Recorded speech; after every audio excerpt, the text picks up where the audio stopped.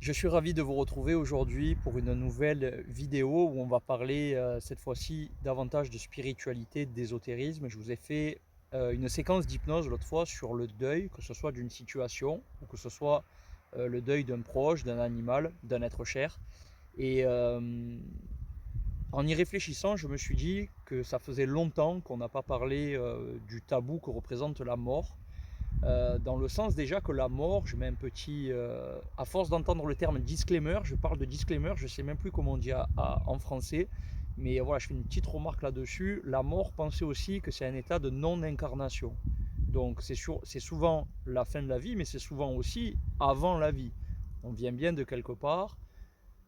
Je vais le répéter, mais toutes les personnes qui me suivent avec l'entreprise The Positive Influencer, un peu comme ambassade du bien-être, vous savez que je suis anti-dogme, j'aime bien casser les idées reçues. Et quand je vous parle, gardez toujours une vision claire et lucide. Et vous savez que chacun a sa vérité en soi. Je ne suis pas là pour vous imposer une manière de penser, mais plutôt pour faire germer des petites graines qu'on va venir disperser et qu'on va faire grandir. Et il y a beaucoup de tabous qui concernent la mort, en fait, dans le sens qu'on est tous confrontés à un moment dans sa vie, à plusieurs reprises, à la disparition d'êtres chers. Et on en parle souvent avec beaucoup de patients ou de clients que je reçois, que ce soit dans le cadre d'hypnose ou d'accompagnement. Et en fait, la chose la plus difficile, où on a du mal à faire notre deuil, c'est la perte du contact physique de l'être cher. Encore une fois, que ce soit animal, que ce soit humain.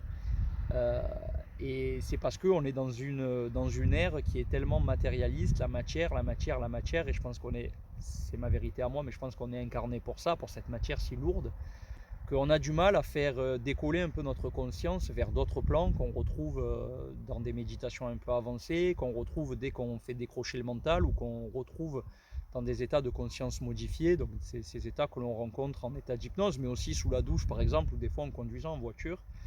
Et faute au jugement que l'on a de l'autre, dès qu'on a des choses qu'on va ranger un peu dans le truc paranormal parce que la science ne l'explique pas, on va se cacher avec un tas d'informations qu'on a reçues, où j'ai perdu quelqu'un, mais le soir j'entendais pas.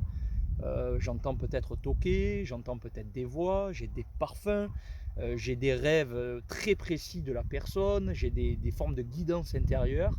C'est là, mais j'ose pas en parler parce que c'est tabou en fait et que j'ai peur de passer pour fou ou pour folle. Et en fait, de mon paradigme avec mon expérience à moi, qui est fou, on va pas redéfinir le concept de folie, mais est-ce que c'est la personne qui avance les yeux bandés aveuglément dans l'inconscience, ou est-ce que c'est la personne qui relève pas mal d'informations et qui les range par peur de déranger un peu l'ordre établi ou la manière de penser commune? Et aujourd'hui, voilà, j'ai envie de vous demander si vous aussi, vous n'avez pas eu des expériences un peu troublantes avec des faits très précis qui vous sont arrivés, mais que vous n'arrivez pas à confier à tout le monde parce on est confronté à des esprits fermés, mais cet état de non-incarnation, donc qui nous fait rentrer sur un autre plan, il est là, il a toujours existé, et bien que la science le réfute, il est là, et même s'il n'y a pas d'explication, il est là, et c'est pas autrement. Donc, la mort, qui nous ramène souvent, c'est souvent corrélé avec l'idée du noir, de la nuit, du fait de partir sans dormir et de ne pas y mettre de conscience. Et pourtant, dans nos rêves, on a la conscience qui est bien là. Donc, en fait, tout ce travail sur la mort, sur la nuit, sur les choses qui nous font peur, qui dépassent la science, est-ce que c'est pas là juste pour nous rappeler un peu qui on est vraiment de l'autre côté du miroir, avant l'incarnation ou après l'incarnation?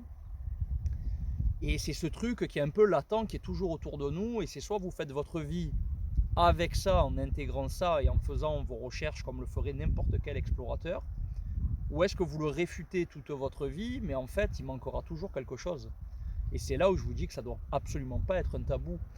On devrait arriver tous à amener des faits sans jugement, dire ben moi j'ai rencontré ça, qu'est-ce que tu en penses? Moi j'ai rencontré ça, qu'est-ce que tu en penses? Et mis tout ça bout à bout, ben on pourrait avec suffisamment de faits les rassembler pour les confronter à la science. Et c'est là que notre science elle évoluerait, que notre monde, notre civilisation évoluerait. Alors que là c'est plutôt l'inverse, c'est involutif à force d'être dans le déni pour tout ce qui se passe. On reste sur une civilisation qui n'évolue plus et on est en train de mettre les mains, plutôt presque de passer le relais à l'intelligence artificielle, l'air de dire Bon, ben, l'être humain, on a fait le tour, hein. Il n'y a plus rien à faire. Donc on va confier ça aux machines, parce que les machines feront mieux que nous.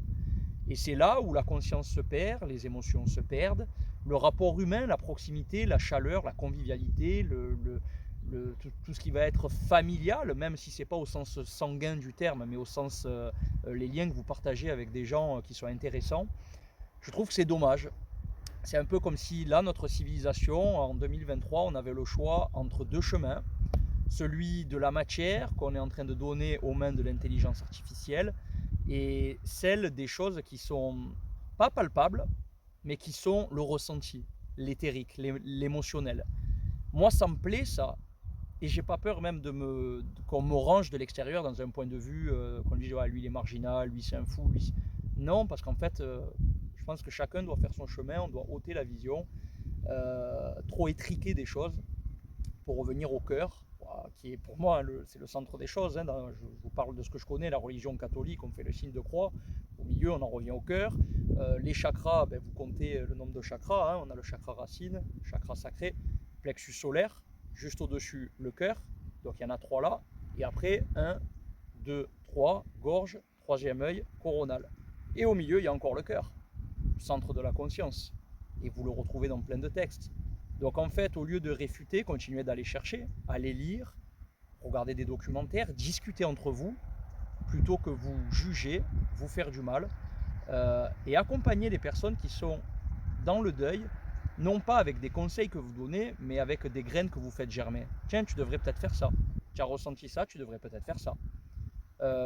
Moi, quand j'ai eu la perte de tel être cher, il m'est arrivé ça. Et après, vous allez arriver vers une forme d'accompagnement qui se fait tout seul dans la vie, où on n'a pas forcément besoin d'un thérapeute. Si on a la force intérieure, la discipline, on peut faire ses propres recherches, on peut explorer seul. Mais il y a beaucoup de choses qui vont se dessiner. Vous pouvez aussi vous faire accompagner et ça fait gagner du temps.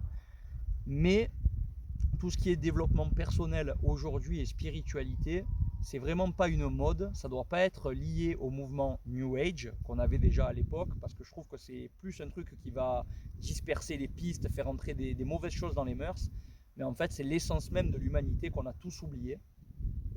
N'oublions pas la période de l'Inquisition, de la chasse aux sorcières, où tout là, il y avait cette émulsion sur savoir utiliser les plantes, savoir guérir avec des choses simples, et on l'a écarté pour balancer le côté religieux et manipuler les populations. Donc aujourd'hui, je vais finir sur ça. Ne soyez plus manipulés ou manipulables. Écoutez votre cœur, votre conscience et surtout faites-la travailler. Faites-la travailler, ne la laissez pas endormie comme dans certaines phases de sommeil, mais amenez cette rêverie que vous avez dans les phases de sommeil paradoxales ou ce monde onirique qui fait rêver, continuez de rêver. J'en resterai là, n'hésitez pas à interagir sur la vidéo, partagez vos pistes de réflexion pour qu'on puisse tous en discuter. Merci de liker, de commenter, de partager, de soutenir The Positive Influencer comme ambassade du bien-être. Prenez soin de vous et on se retrouve très vite pour un prochain format. Je vous embrasse, à très bientôt.